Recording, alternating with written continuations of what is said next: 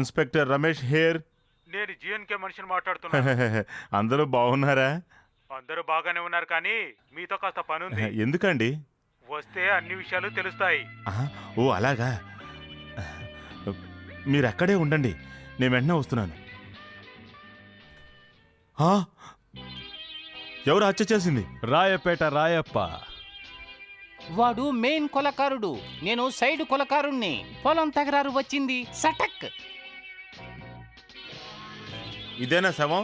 లేదు, అది ఇన్స్పెక్టర్, మీరు పొలం. ఏం సార్ ప్రశ్న ఇది? దీపం వెలిగించారు, మర్యాదక? లేదు, కార్తీక దీపము. చెంపలు వాయించుకో. మురుగా మురుగా వేసుకో. చెప్పు నాయనా. అదే నువ్వు వచ్చేది లేట్ అయితే పుసుకున కాల్చేద్దాం అనుకున్నావు. అబ్బా, చనిపోయింది ఎవరు? సచ్చినదవా ఈ మురికివాడక నాయకుడు. నేను మామూలుకి వచ్చినప్పుడు కాట్ల కుక్కలా నాతో గొడవకు దిగిండు. నేను డబ్బులు ఇవ్వను, ఏమైనా తీసుకో అన్నాడు, అందుకే ప్రాణాలు తీసుకున్నా. ఇలా చూడు డబ్బులు, ఇది పుస్కీ కేసు, పుసుకున క్లోజ్ చేసే. నాకు అవతల చాలా పనులు ఉన్నాయి. ఆ డీల్ ఏమిటో చెప్పు నాయనా, పొలం నారిపోతుంది. నేను 50,000 ఇస్తాను. మెల్లగా మెల్లగా. ఇలా చూడబ్బులో, ఈ కేసుని నేనే క్లోజ్ చేసేవాడిని. ఒక మర్యాద కోసం నిన్ను పిలిపించానంతే. ఇలా చూడు, ఈ కేసుని నువ్వే నీట్ గా పక్కకు దోసా. ఇది చాలా పెద్ద విషయం, నా వల్ల కాదు. ఏది పెద్ద విషయం అంటున్నావు? నువ్వెవరు నా వాడివి, నేనెవరిని నీ వాడిని. దేశమే మందైపోయింది. 50,000 ఇస్తా, ఇంకోసారి ఆలోచించు. రేట్ చాలా తక్కువగా ఉంది. మీరే చెప్పండి, ఎల్లాతుకు మీ దగ్గర రేటు ఉంది కదా. దొంగసారా, బ్రాకెట్, పేకాట, హత్యలు, దోపిడీలు, వీటికి అన్నిటికీ ఒక రేటు. నీకు రేటు తెలుసు కదా, చెప్పొచ్చుగా. నాకు పోయిన మాసం రేటు తెలుసు, ఈ మాసం ఏ రేటు? ఇది ఈ ఏరియా నాయకుడి హత్య. దీన్ని దాచిపెట్టాలంటే చాలా రిస్క్ తీసుకోవాలి. అది నేనే చాలా మందికి సంథింగ్ ఇవ్వాలి. ఇది చాలా పెద్ద తలనొప్పి. ఏందయ్యా, ఈ పుస్కీ నాయల్ని చంపింది పెద్ద గొడవ అయిపోయిందా?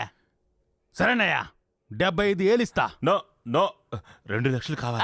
2 లక్షలు నా చేతిలో ఉంటే ఎలక్షన్లో నిలబడి మంత్రినయ్యి ఆ కొలని నిన్ను ఇద్దరిని మూసివేస్తున్నాను. ఇట చూడబ్బులు, ఎంత పెద్ద అడ్వకేట్ ఆ Vishwanath.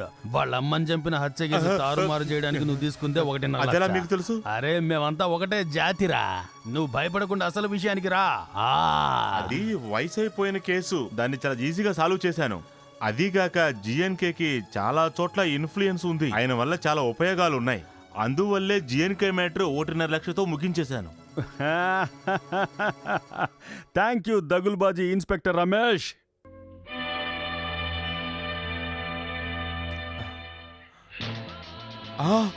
Vishwanath. No, VN. VN? ఇక్కడ పొనం లేదు, పిల్లో. తలగాని నువ్వు పేసినది పోరా. ఇప్పుడు ఈ టేపులో ఉంది, కొరలు బాగా ఉంది, నల్ల వచ్చింది.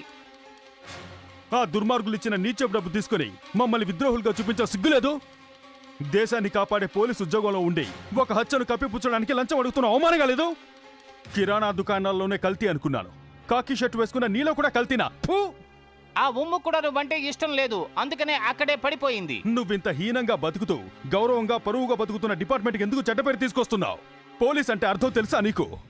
P for protecting, O for mobilising, L for law minded, I for intelligence, C for character, E for efficiency.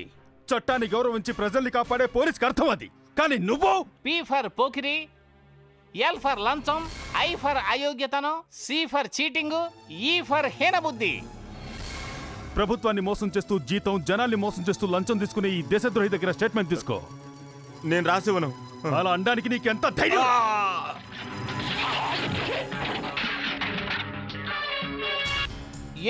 ఎందుకురా అడి వాంగి చచ్చిపోతావు? టేప్ రికార్డు వేరే ఉంది. రా, ఇట్లా రా. అంత ఎడిది కుడు, ఇదిగో రాయ్. నేను సమాజ ద్రోహిని, మోసకారుడు, సంసారం చేతిలో కూడా లంచం తీసుకునే సత్పురుషుడు. నేను రాజకీయ నాయకుడిని అవ్వటానికే లాయకి.